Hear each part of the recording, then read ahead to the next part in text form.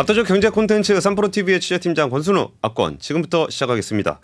오늘은 해외 시장에 대한 다양한 정보를 전해드리는 압권 해드림, 압권 해외 경제 정보 드림 시간입니다. 오늘 주제는 지구상에 존재하는 유일한 저금리 국가 일본에 대한 이야기를 좀 해보려고 합니다. 일본이 거의 한 30여 년 만에 금리 인상, 사실상 금리 인상을 단행을 하면서 국제시장에 굉장히 큰 충격을 줬었는데요.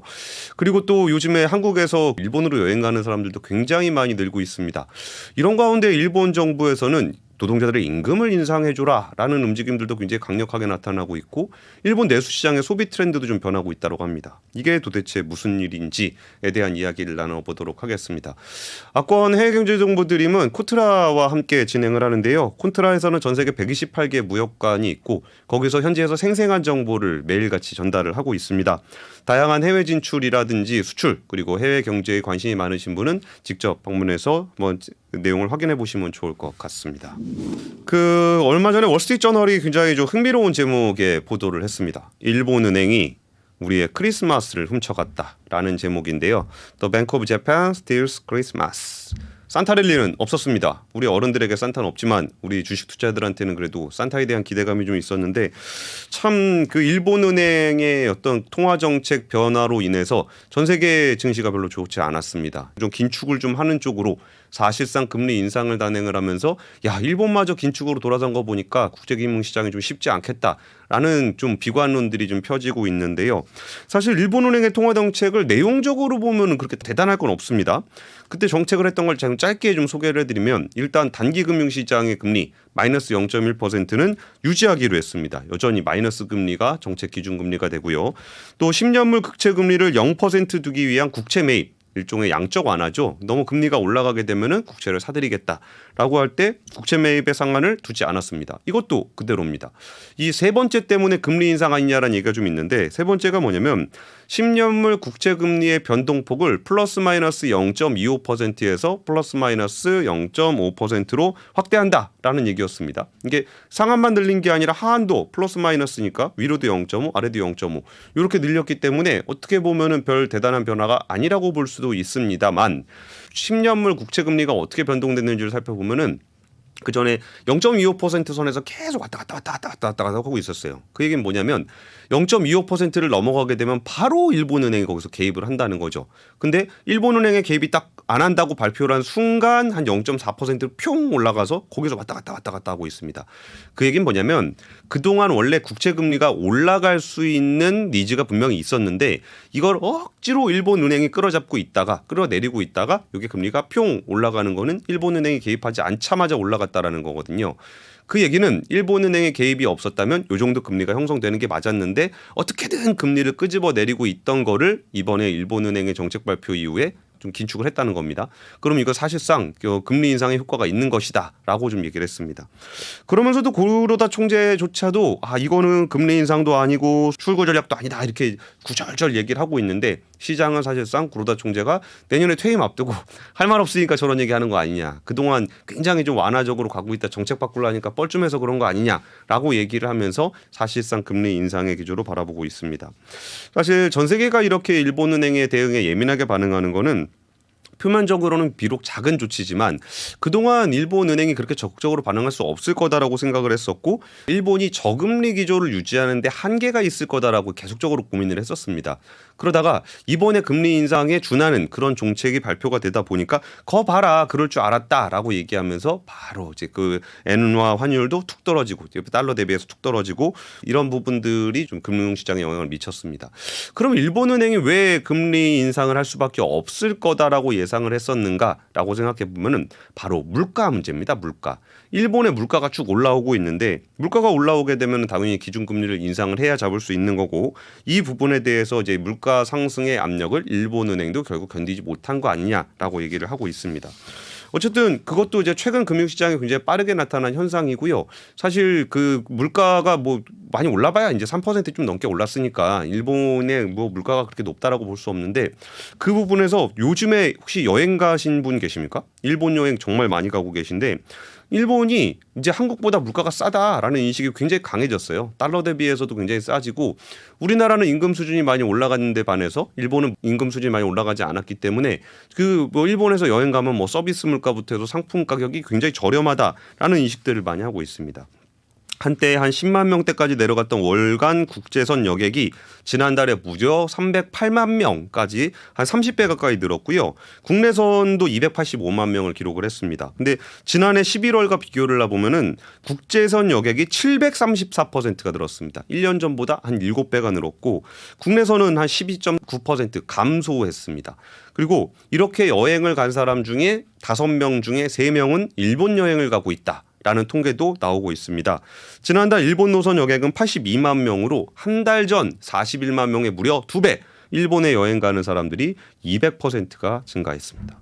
정말 그 가격대도 굉장히 저렴하고요. 그리고 다들 아시다시피 일본이 물건들의 품질이 괜찮잖아요. 그러다 보니까 가성비적인 측면에서는 훨씬 싸다라는 인식들이 많이 퍼지고 있습니다. 일본이 그 장기간 동안 저금리 저성장을 겪으면서 그 기간 동안 우리나라는 인플레이션도 있었고 경제 성장도 있었잖아요. 그러다 보니까 우리가 느끼기에 일본이 어느샌가 정말 저렴한 국가가 돼 있는 거죠. 그러면 일본에 사는 사람들은 좀 어떨까? 한 수십 년 동안 저금리 저물가로 살아오다가 최근 들어서 물가가 좀 올라가는 모습을 보였을 때 일본 사람들은 어떤 소비 패턴을 보이고 있을까? 그리고 여기서 우리가 얻을 수 있는 것은 무엇일까라는 것을 알아보기 위한 게 오늘의 주요 내용입니다. 일본 식품 물가 인상 속 불화형 소비 트렌드에 주목해야 하는 이유. 후쿠오카 무역관의 김대수 님이 작성하신 리포트를 토대로 한번 같이 읽어보도록 하겠습니다. 일단 2020년 평균 소비자 물가를 100이라고 봤을 때 2020년을 100이라고 봤을 때 일본의 물가 상승률은 전체 103.7, 3.7%가 올랐습니다. 이게 3.7%가 올랐다는 거는 어마어마하게 오른 겁니다. 일본은 마이너스 물가 0%대 물가 이거를 거의 한 20-30년을 겪었기 때문에 3.7% 정도의 물가 상승률이면 정말 높은 거예요. 그중에 식품 물가만 따지면 무려 107, 7.1%. 이거는 일본 사람들은 그냥 물가가 올라간다는 것 자체를 별로 본 적이 없는 사람들이기 때문에 정말 놀라울 정도의 상승률입니다. 일본의 소비자 물가 상승률은 올해 1월만 하더라도 1% 미만이었습니다. 그러다 4월에서 8월에 한 2%대로 올라가다가 9월에 3%대 진입했고 3.7% 어마어마하게 많이 올랐습니다. 그러면은 여기서 품목별로 살펴보면은 굉장히 드라마틱한 숫자들이 나오는데 이게 그 제국 데이터뱅크라는 곳에서 조사했던 품목별 앞으로 물가를 그 식품 물가를 얼만큼 인상할 겁니까? 라고 물어본 것에 대한 그 응답인데요. 일단 10월 달에 6,699개 품목이 물가를 올리겠다라고 발표를 했습니다. 근데 5월 달 보면 한 251개 하다가 이게 급격하게 늘어나는 모습을 보이죠. 그러다가 내년도에는 어떠냐로 했더니 한 2월 달 이 누계로 보게 되면은 4,425개 품목이 물가를 좀 올릴 거라고 예상을 하고 있어요. 이거는 그동안 일본에서 정말 보지 못했던 일이에요. 이게 어르신들이 옛날에 물건값이 오르던 시절이 있었어. 그럼 청년들이 또 옛날 호랑이 담배 피던 시절 얘기하네. 요런 게 일본 문화인데 이 가격대가 지금 품목별로 각 기업들이 계속적으로 올리고 있는 모습들을 보이고 있다는 거예요.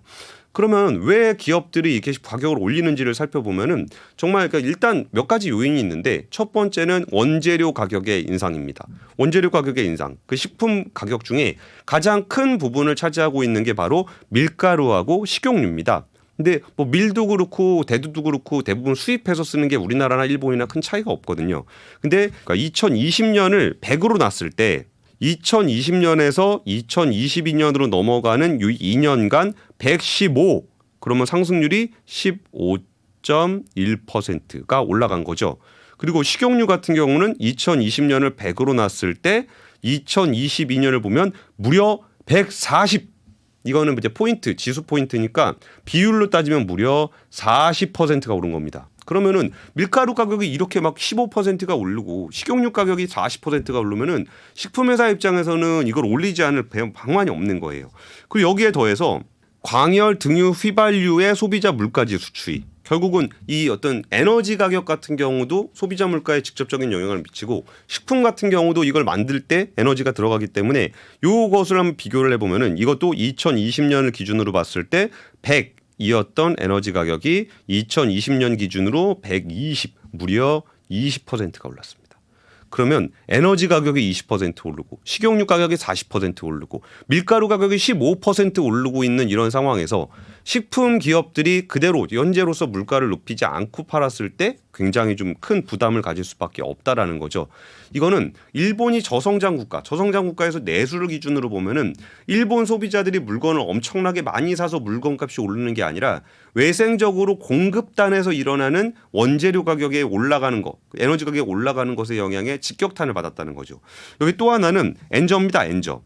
환율적인 측면에서 우리 달러엔 환율을 보면은 엔이 우리 올해 초만 하더라도 한 115엔 정도를 기록하고 있다가 무려 150엔을 돌파하는 일이 벌어졌습니다. 이게 환율이 약해진다는 거는 외부에서 수입해오는 가격이 굉장히 비싸졌다는 거고 이게 원재료라든지 에너지 물가가 많이 올라갔던 거는 이 환율의 영향이 생각보다 큽니다. 그래서 그 미일 간의 금리 차의 엔화 약세가 두드러지면서 수입 물품을 중심으로 가격이 크게 오르는 그런 일이 벌어졌던 거죠.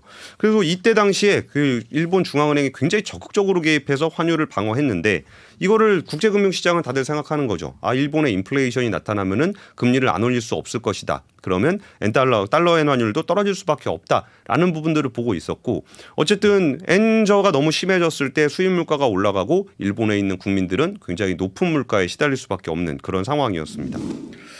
물가가 거의 한 40년 만에 오르다 보니까 가계는 매우 당황스러운 상황입니다. 1248개 기업을 설문조사를 했었는데 12.3%의 기업이 인플레이션 수당을 지급하기로 했습니다. 인플레이션을 지급할 예정이다와 지급하겠다. 이렇게 해서 12%가 되는데 이게 인플레이션 수당이라는 말이 굉장히 낯설잖아요. 이게 소비자들이 뭔가 물건 값이 좀 비싸지고 그러면은 좀 내 거 임금 좀 올려주세요. 이런 요구를 하는데 저희 물가 수당 좀 주세요. 이런 얘기는 잘 안 하잖아요. 이게 일본 사회 전반적으로 뭔가 가격이 오른다라는 것에 대해서 익숙하지 않다 보니까 기업들 같은 경우도 임금을 올려주는 것들을 낯설어하고 소비자들 같은 경우도 임금을 올리는 게 굉장히 낯선데 이미 물가가 올라와서 가처분 소득이 줄다 보니까 뭐가 힘들긴 힘든데 이걸 어떻게 대처해야 되지? 그런 상황인 거고 기업들도 지금 인플레이션이라는 것에 임금을 올려서 대응을 해야 되는 건지 이게 일시적이고 한 30년 동안 40년 동안 안 그러다 보니까 이걸 임금을 올려서 대응을 해야 되는 건지 아니면 그냥 일단 일시적으로 일시금 수당을 지급해야 되는 건지가 좀 헷갈리다 보니까 인플레이션 수당 지급 관련한 설문조사를 하고 있는 겁니다. 어쨌든 이게 다른 집 거보다 인플레이션 수당이라는 표현을 쓴다는 것 자체가 저에게는 굉장히 좀 낯선 상황이었습니다. 사실 이렇게 되는 상황, 저물가가 이어진 상황에서 힘들어지면 물가가 좀 올라가지고 힘들어지는 상황이 되면 일본은 어떤 식으로 대응을 했냐. 오랫동안 저물가를 대응하면서 바로 가격을 인하하는 그런 마케팅을 많이 했습니다.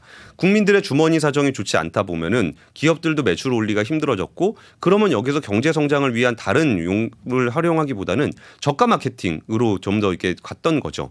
그러면 1998년에 반값 햄버거, 100엔짜리 햄버거를 만들어내는 그런 마케팅이 유행을 했었다 그러는데 저는 좀 인상적이었던 게 뭐냐면은 98년에 100엔을 하던 거를 2005년에도 100엔 맥도날드 시리즈.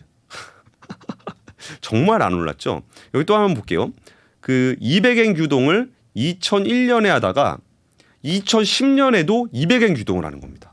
이게 저성장을 하다 보면 사람들의 임금이 올라가지 않게 되고 임금이 올라가지 않으면 소비력이 좀 줄어들게 되잖아요. 그럼 이거를 대응하는 방식이 기업들도 어떻게든 비용을 절감을 하고 마케팅 차원에서 가격을 낮추는데 가격대가 2001년의 저가나 2010년의 저가나 똑같다는 거예요.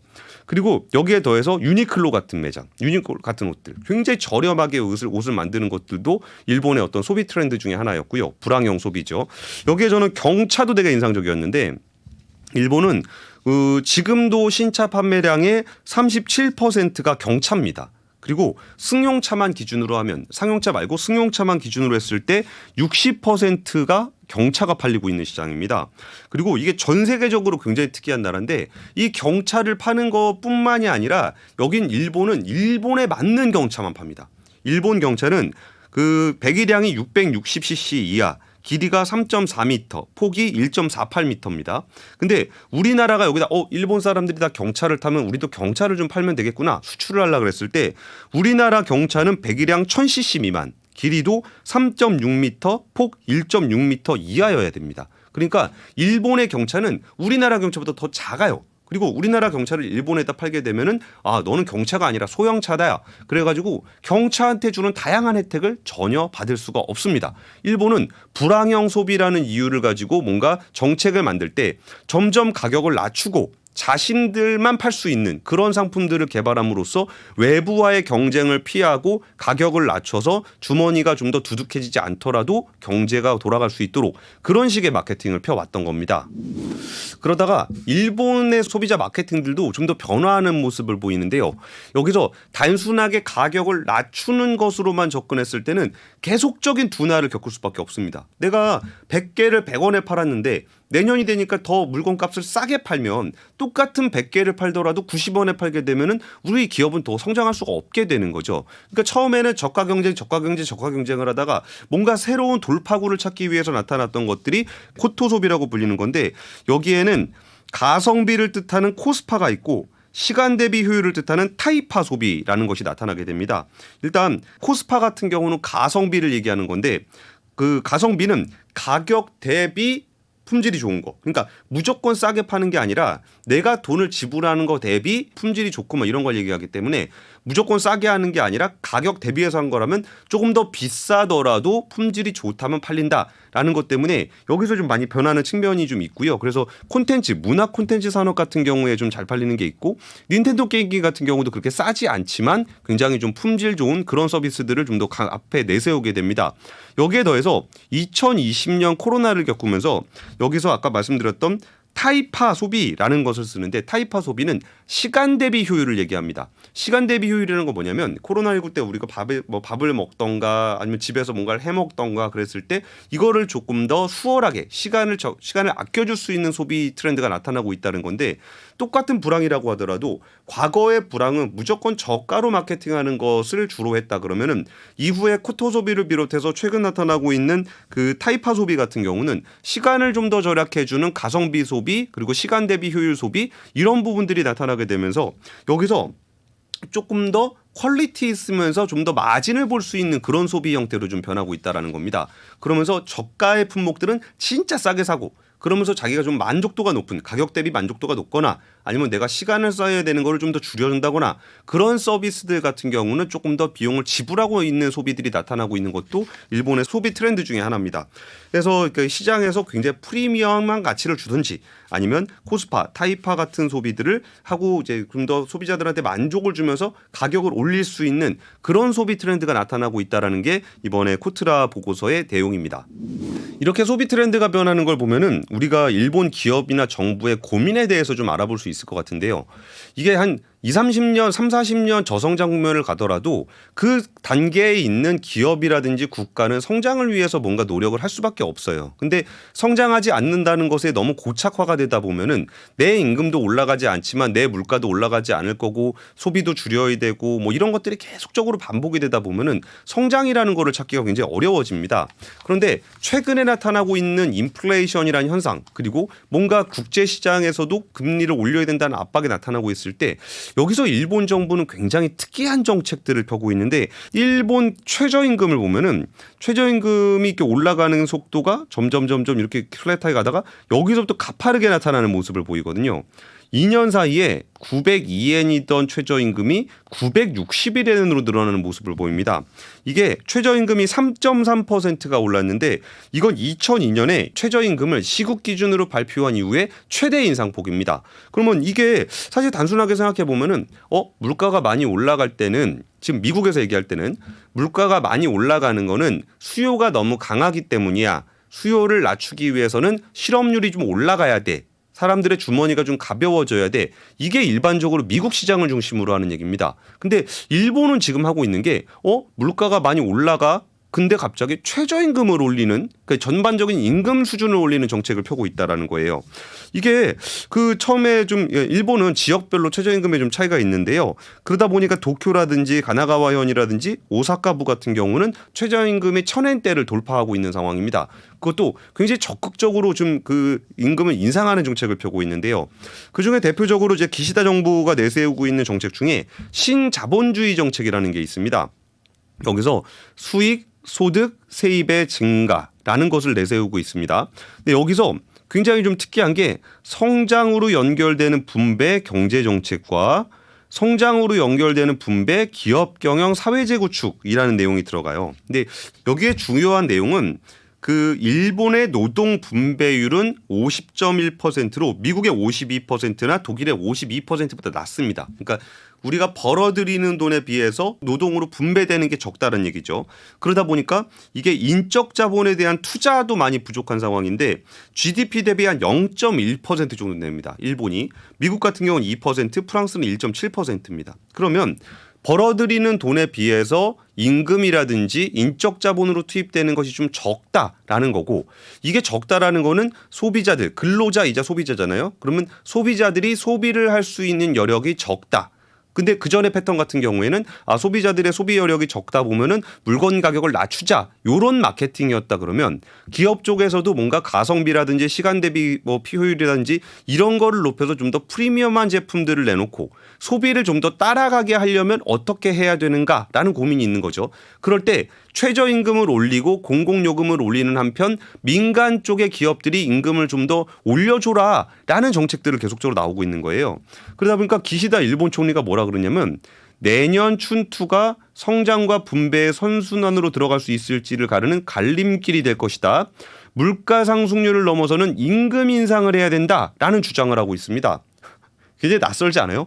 우리는 항상 정부와 정치권이 임금을 올리면 안 된다. 임금 올리는 거 너무 부담스럽다. 이런 얘기들을 주로 하잖아요. 근데 보수 정부라고 할 수 있는 일본 총리가 내년 춘투에 노동조합 여러분 당신들은 역할을 해야 됩니다. 당신들이 역할을 해서 임금을 많이 올려야만 우리는 물가 상승률을 넘어서는 임금 인상을 반드시 해야 됩니다. 라고 일본 총리가 주장을 하고 있는 거고, 일본 같은 경우는 이게 보통 그 총리, 정부의 방침과 경제단체 이런 데들이 같이 많이 움직이잖아요.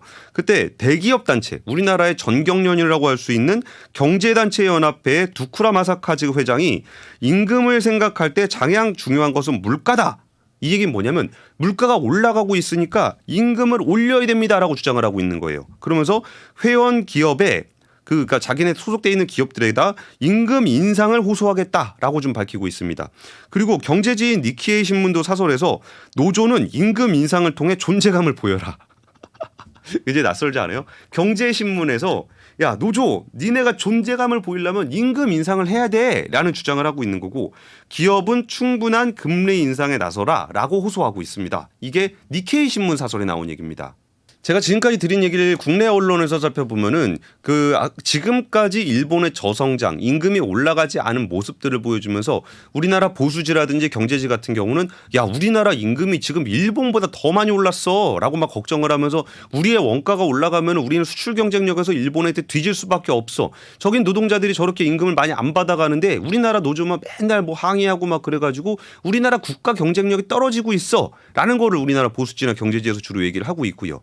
진보지 같은 경우는 최근에 나타난 흐름들을 보면서 야 일본도 지금 최저임금 이렇게 올리고 있다. 근데 우리나라는 이것도 안 하고 뭐 하고 있냐라는 얘기들을 주로 하고 있는 거죠. 임금 인상을 통해서 분배를 해야 된다. 이 얘기를 보통 진보 관련한 언론들에서는 일본의 이 부분들을 이용해서 우리나라 정책을 비판하고 있습니다. 자, 근데 지금부터는 조금 다소 어려운 얘기가 될 수 있을 것 같은데 도대체 일본은 왜 이러고 있는 것일까라는 것을 조금 더 세밀하게 좀 알아보도록 하겠습니다. 사실 물가만 신경을 쓴다면 임금 인상은 일반적으로 그렇게 지속 가능한 대안은 아닙니다. 왜냐하면 물가라는 게 올라가게 되면 당연히 노동자들은 임금을 올려달라 그러게 되고, 임금을 올려달라 그래서 임금을 올리게 되면 기업 같은 경우는 원가가 올라가기 때문에 물건값을 또 올려야 되고, 물건값이 올라가게 되면 또 물가가 올라가니까 임금을 또 올려달라 그래야 되고, 이거를 보통 임금 스파이럴, 물가 임금 스파이럴이라고 보통 얘기를 해요. 그러다 보니까 연준에서는 이거를 뭐 실업률이라든지 노동시장이 너무 타이트하다, 여기서 이렇게 인플레이션의 기대치가 너무 공고해지면 임금이 올라가고 임금이 올라가는 것이 추세적으로 나타나면 물가를 잡을 수 없어, 이런 얘기들을 주로 하는데, 일단 그러니까 금리를 확 인상을 해서 물가를 잡고 여기 임금시장, 노동시장을 좀 타이트한 노동시장을 좀 잡고 이렇게 해야 된다라는 게 일반적인 경제적 해법입니다. 근데 여기서 좀 더 고민을 해봐야 되는 부분은 일본은 금리를 올리기가 쉽지 않은 구조가 돼 있습니다. 정부 부채가 GDP 대비해서 250%가 넘기 때문에 금리를 올리게 되면은 일본 정부가 갚아야 될 빚이 너무 많아지는 거죠. 그러니까 물가가 올라오고 있음에도 불구하고 금리를 올릴 수 없다라는 거를 대부분의 사람들이 알고 있습니다. 그런데 노동자들은 지금 물가가 올라가지고 힘들어하고 있는데 금리를 올려서 물가를 잡을 수 없는 상황에서 일본 정부가 국민들을 상대로 좀 국민들의 민심을 잡으려면 어떻게 해야 되느냐? 일단 임금이라도 일단 올려서 올라간 물가를 좀 따라가게끔 해주는 게 필요하겠죠. 그러면은 여기서 물가가 올라가는 상황에서 임금을 좀 올려주면은 노동자들의 어떤 주머니가 조금 더 두둑해지고 그러면 물건값 올라가는 거에 대한 부담이 좀 덜해질 수 있습니다. 그러면 이게 단기적인 시각에서는 일종의 해법이 될 수도 있어 보이죠. 하지만 아까 말씀드렸던 것처럼 이 스파이럴, 임금과 물가의 스파이럴로 넘어가게 되면은 물가가 더 올라버리기 때문에 힘들어질 수 있기 때문에 이런 상황에 대해서는 이거 언발에 오줌 누기 아니냐, 이게 잘못된 정책 아니냐라는 비판의 시각도 나타나고 있습니다. 그래서 이 부분을 정말 정교하게 일본 정부가 바보같이 단순하게 단기적인 시각에서 노동자들의 불만을 좀 잠재우기 위해 임금을 올려주라고 하느냐라는 측면도 분명히 있겠지만 좀 더 중장기 관점에서 뭘 보고 있는지에 대해서까지 한번 살펴보도록 하겠습니다. 일단 일본의 인플레는 내부적으로 수요가 많아서 생긴 게 아닙니다. 외생적으로 원재료 가격이 올라가고 엔저가 나타나게 되고 그래서 외생적으로 나타난 물가 인상입니다. 만약에 이대로 그냥 두고서 뭐 그냥 거시 정책으로만 둔다면 그냥 금리만 올라왔다 그러니까 그 물가만 그냥 올라왔다 내려왔다 하면서 끝날 수도 있어요. 근데 일본은 지금을 어떤 3, 40년 만에 물가 상승이 나타나는 어떤 기계로 보고 있는 거고 이번 기회에 임금을 올려서 국민들의 구매력을 한번 높여보자라고 얘기를 하고 있는 거예요. 그리고 기업들도 이 올라간 구매 여력만큼 상품 가격을 올려서 상품 가격도 올리고 임금 상승도 올리고 내수 경제도 활성화시키는 그런 경제 성장의 계기로 한번 삼아 보려고 그런다는 거죠. 내수 규모가 확대되고 기업의 매출이 늘어나면 여기서 세수도 늘어나게 되는 거고 세수가 늘어나게 되면 자연스럽게 국가 재정에서 부채가 차지하는 비중도 점점 낮출 수 있는 기회가 될 수 있습니다. 물론 이게 한두 해 가지고 되는 문제는 아니죠. 이게 GDP 대비 250%에 달하는 정부 부채를 하루아침에 낮출 수는 없잖아요. 세금을 걷는 것도 뭐 하루 이틀에 그렇게 많이 거둘 수는 없는 거잖아요. 그런데 지금 일본은 이게 지금 뭔가 뭐 인플레이션이 있어서 문제가 좀 있는 것 같은데 여기서 지금 물건 가격이 올라갈 때 이걸 그냥 내두지 말고 우리 이번 기회에 자연스럽게 임금도 좀 올리고 그러면서 물건 가격도 좀 올리면서 전반적인 경제 규모를 키워서 거기서 세수를 한번 늘리고 이 구조를 가지고 또 한번 10년, 20년 갈 수 있다면은 빚을 좀 덜 내면서 세금을 거두면서 그런 식으로 경제 운영을 할 수 있지 않겠느냐라는 일종의 재정 정상화를 시도하고 있는 것 아니겠느냐라는 분석도 가능합니다. 그래서 니케이 보도에서는 이 같은 방향성을 좀 보여주고 있는데요. 아까 전에 뭐 임금을 막 올려라라는 것들도 얘기하고 있지만 원자재 등 비용 상승을 기업이 무리하게 견디지 말고 적절하게 가격에 반영을 해라라고 얘기를 하고 있는 겁니다. 그 매출이 일어나면 이를 임금 인상으로 환원해서 선순환 고리를 만들어 보자는 거죠. 이게 일본 정부에서 보여주고 있는 것도 그런 거예요. 성장 파트에서는 여기서 뭐 IT라든지 디지털화를 통해서 좀 더 효율성을 높이고 여기서 분배적인 측면에서 재정 정책은 나라가 임금을 좀 더 많이 주는 기업, 임금 총액이 많이 증액되는 기업에 대해서 보조금을 지급하거나 세액공제 혜택을 주고 있어요. 그래서 직원들의 월급을 많이 올려주시면 나라가 지원을 해드릴게요 라고 하고 있는 거고 이게 공공부문을 중심으로 해서 자신들이 먼저 올리고 민간 쪽에다가는 임금 상승을 계속적으로 유도를 하고 있는 거예요. 그래서 임금 쪽에서 많이 좀 올라가게 되면은 그걸로 구매력이 높아지고 물건을 사고 그럼 그 과정에서 세수를 늘려서 지금 재정정책에 좀 해답을 못 찾고 있는 재정부채 문제를 좀 해결하는 재정 정상화를 유도하는 움직임으로 볼 수도 있습니다. 그래서 일본의 지금 경제정책을 보면은 통화정책은 왜 그러지? 재정정책은 왜 그러지? 지금 물건값 되게 싸고 놀러 가기 좋다는 것도 굉장히 특이한 일이고 그런데 그 상황에서 물가가 올라가고 있는 와중에 갑자기 임금을 상승시켜라 라고 얘기하는 것들도 굉장히 특이한 현상인데 이런 장기적인 일본 기시다 정부의 새로운 자본주의 이런 것들을 한번 살펴보게 되면 지금의 좀 복잡한 맥락을 조금은 이해할 수 있지 않을까라는 생각이 듭니다. 오늘은 일본 중앙은행 얘기로 시작을 해서 일본 식품 물가 인상 속 불황형 소비트의 트렌드에 주목해야 되는 이유라는 후쿠오카 물관의 김대순 님이 작성하신 리포트를 토대로 악권 헤드림을 좀 준비를 해봤는데요. 사실 불황이 찾아올 경우에도 제일 중요한 거는 불황에는 구조조정이라는 게 있습니다. 불황은 다 같이 안 좋은 게 아니라 안 좋은 애들이 퇴출이 되는 그 시장을 날아남은 승자가 이걸 먹게 되면서 승자는 좀 더 확대가 되고 패자는 시장에서 퇴출이 되는 그런 상황들이 이어질 수 있습니다. 그렇기 때문에 최근 어떤 불황을 맞으면서 기업들의 대응 정책이라든지 정부의 대응 정책들을 면밀하게 살펴보면은 어느 쪽에서 좀 퇴출이 일어나게 되고 어디 쪽에서 확장이 좀 일어날 수 있겠구나라는 부분들을 좀 살펴볼 수 있습니다. 일본 같은 경우는 대표적인 격변을 준비하고 있는 그런 국가가 아닐까 싶어요. 한 3, 40년간의 저성장 저물가 시대에 외생적으로 생겨나는 인플레이션을 극복하는 과정에서 소비 트렌드의 변화도 잘 한번 살펴봐야 되는 거고, 이런 데서 코트라에서 좀 조언을 해주고 있는 거는 이런 불황형 소비 트렌드를 주목하면서 우리나라 기업들도 거기서 한번 기회를 찾아보자라는 거고요. 투자적인 측면에서는 이런 투자 환경 속에서 일본 중앙은행의 정책 그리고 일본의 재정 정책들이 어떻게 움직이고 있는지를 살펴보면은 국제금융시장에서는 이런 변화가 나타나고 있는구나라는 부분들을 좀 이해할 필요가 있는 것 같습니다. 네, 오늘 악건도 2022년 마지막 시간이 된 것 같습니다. 제가 3프로TV에 이직을 하고서 악건이라는 프로그램을 만들고 다양한 주제를 좀 전해드리기 위해서 우리 최수지 PD와 함께 악건을 좀 만들어 갖고 왔는데요.